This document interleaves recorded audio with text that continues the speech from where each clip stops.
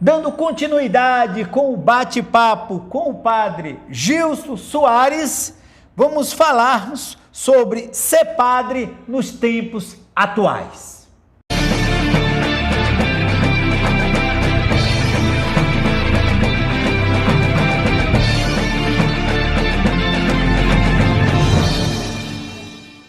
Ô padre Gilson Soares, eu gostaria que você comentasse um pouco o que é CNBB na Igreja Católica. CNBB é Conferência Nacional dos Bispos do Brasil, que compreende cardeais, arcebispos, bispos que estão a serviço da Igreja no Brasil. Hoje tem os chamados bispos eméritos, porque o direito canônico orienta quando o bispo completa 75 anos, ele faz uma carta para o Vaticano, através da Nunciatura. Mas muitos têm quase 80 e continuam na ativa. E alguns, até menos de 75, resolveram entregar este cargo, esse título importante na igreja, que bispo é o príncipe, mas mais do que isso, ele é o animador pastoral daquela paróquia, ou conjunto de paróquias, que é a diocese ou arquidiocese. Nós temos vários regionais na CNBB, ultimamente a gente vê cada ano a assembleia da CNBB, os grandes temas, inclusive eleições e documentos colocados para nós. Hoje a CNBB no mundo é uma grande referência. Muita coisa que o Papa Francisco e outros papas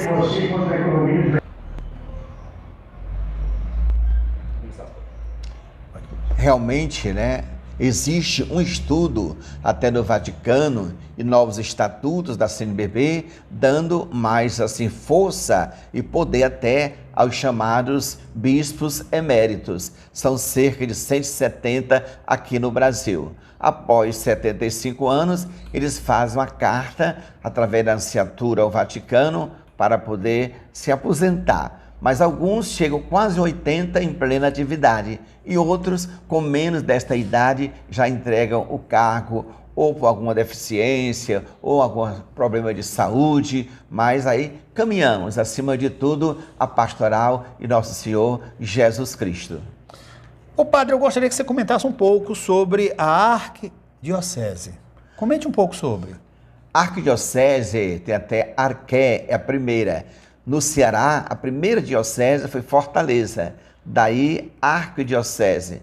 Não é bispo, mas arcebispo. E nosso arcebispo em Fortaleza, de onde estamos falando agora, é o chamado metropolitano. Ele atende toda a área. Então, entre bispo e arcebispo, diocese e arquidiocese. É essa pequena diferença, mas todos com o mesmo dom, com o mesmo objetivo, a evangelização e a ação missionária. Ô padre, e as pastorais? Comente um pouco sobre, esclareça isso melhor. A chamada ASLI significa Associação dos Liturgistas. Quando eu estava em São Paulo fazendo especialização em liturgia, até no Ipiranga, na PUC, lá em São Paulo, eu cheguei a acompanhar os liturgistas em todo o Brasil. Uma vez votaram para que eu fosse o secretário da ASLI, Associação dos Liturgistas. Então eu anotava tudo e preparava os encontros, as reuniões, e isso foi muito gratificante porque eu fui aprendendo. Além a nível nacional, eu estive também na Comissão Nacional de Presbíteros, respondendo pelos padres aqui no Brasil, atualmente cerca de 24 mil padres.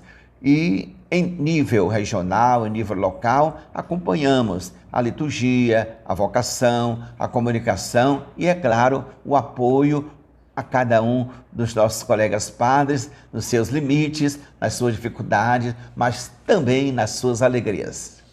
Ô padre Gilson, eu gostaria que você me respondesse. Ser padre é apenas uma vocação ou também é uma profissão?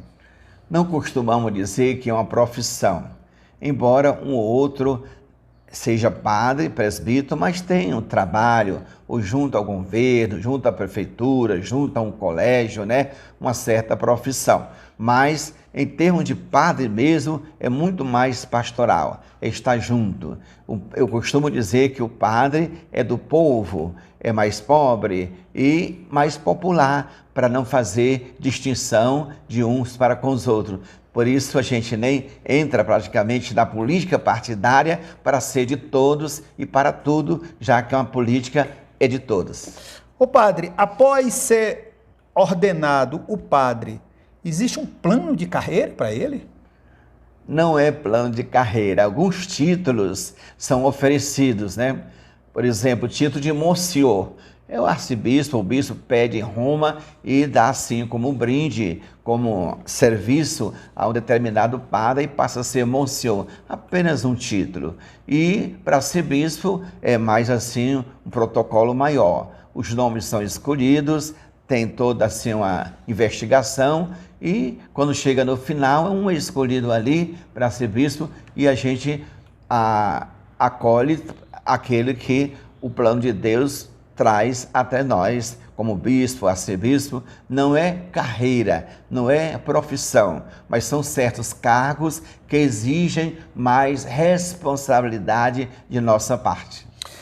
Padre Gilson, quando existe uma paróquia maior e é escolhido uma certa quantidade de padres, mais de um, 2 ou 3 ou 4, existe uma hierarquia lá na hora de funcionar?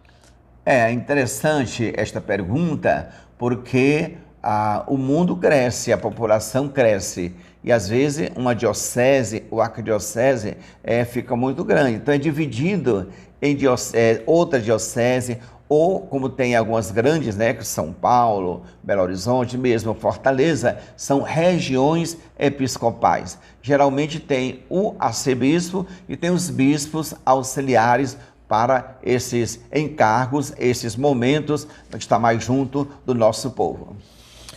Muito bem. Ô padre, em todas as áreas o empreendedorismo ele prevalece. Eu gostaria que você comentasse comigo sobre na vocação sacerdotal, a visão empreendedora, ela contribui para a multiplicação dos resultados? Comente um pouco sobre.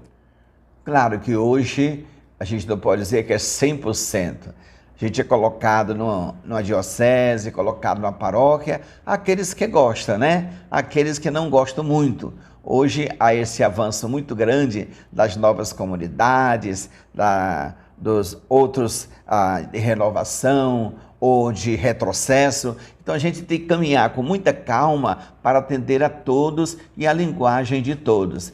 Eu acredito que não é fácil, mas se tem a graça de Deus, a gente pode levar à frente.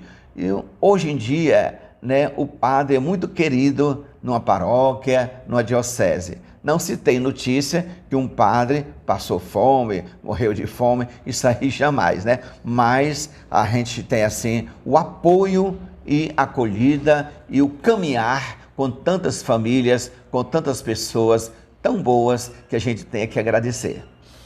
Muito bem.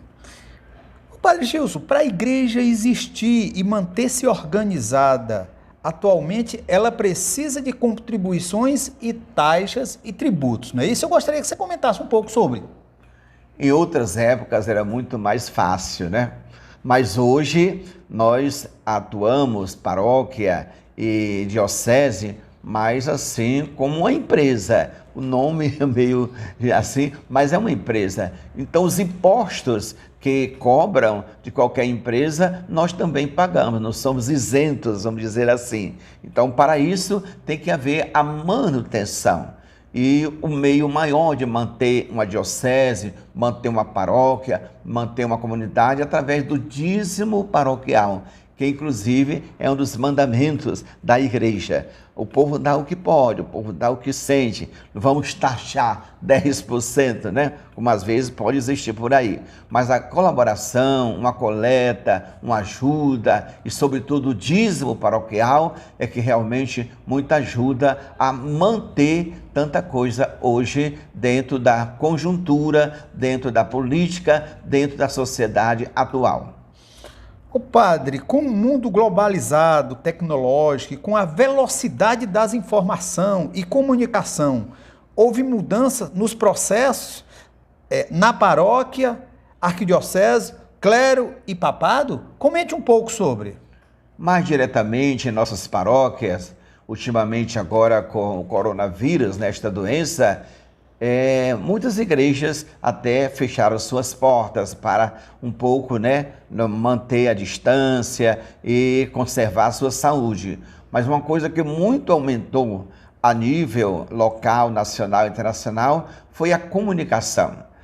Há 60 anos, se dizia nos documentos do Vaticano II, entre os grandes méritos, entre os grandes meios, está a tecnologia, a comunicação. E hoje todas as paróquias praticamente têm a pastoral da comunicação, que transmite, que leva longe, mas eu mesmo prefiro muito o presencial, embora a gente tenha que se preparar mais na palavra, na comunicação, na postura, porque a transmissão, como nós estamos tendo agora, ela vai longe, ela ultrapassa os limites.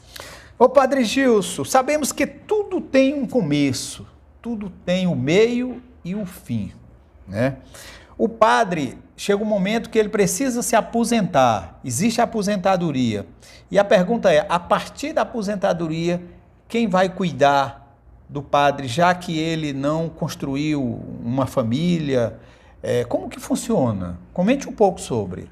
Geralmente as igrejas particulares, ou seja, dioceses, têm um chamado fundo sacerdotal, o dízimo sacerdotal. Um pouquinho que as paróquias ajudam, os próprios padres se ajudam e, por ocasião de uma aposentadoria, requer um meio para sustentar. Sei que é muito difícil hoje em dia. Tem o INSS e tem também o dízimo sacerdotal que possa ajudar e, claro, não falta onde a gente possa estar vivendo dentro dos limites, apesar saúde, apesar idade, e Deus está com a gente.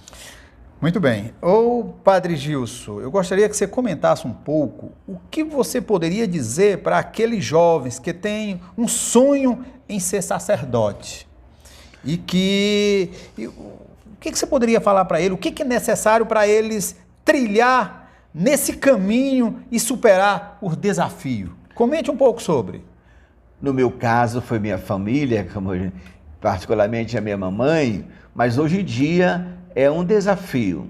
Quando um jovem desperta para o sacerdócio, a família, a primeira pergunta, você vai viver de quê? Aí o jovem fica meio lá e meio cá, mas com os encontros vocacionais, os encontros de oração e ajuda, sobretudo hoje, uma boa pastoral dos coroinhas, que ajudam, eles gostam tanto. E com isso, na minha maneira de ser, eu sempre dei um apoio aos padres novos, aos coroinhas, à catequese, aos crismandos, e é desse grupo, dessa família, que nascem, com certeza, os futuros padres. Padre Gilson Soares, toda a equipe do Diário com o Empreendedor só tem que dizer para você gratidão, gratidão e gratidão por nos ter recebido aqui na sua casa, e ter nos trazido tanta informação que com certeza é importante para os internautas do Diário. Informações que muitas pessoas não sabiam e a partir de agora vão saber. Então, gratidão mais uma vez por nos ter recebido, Padre. Você falou 3 vezes gratidão e eu falo 3 vezes muita paz, muita paz, muita paz. É isso que nós temos. Deus criou o mundo, Deus continua a criar o mundo, mas Deus quer de cada um de nós um colaborador, um servidor, assim seja.